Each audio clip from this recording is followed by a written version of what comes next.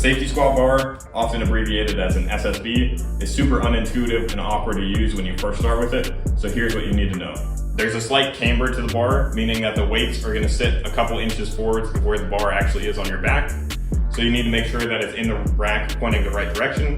It should be where the weights are hanging straight down, it's slightly slanted forwards, so that you only have to push it forwards a little in order to get it into position, rather than working against the tilt and having to rotate it all this direction, and then it's going to be fighting to try and dump down on you.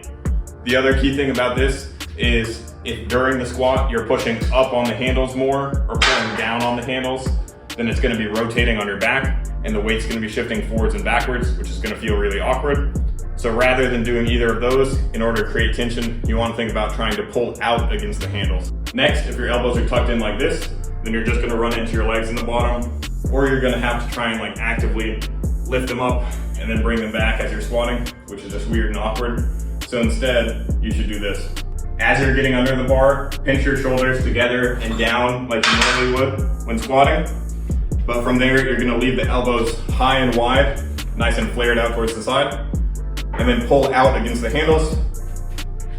And this will leave you room in the bottom where your arms are not going to hit your legs.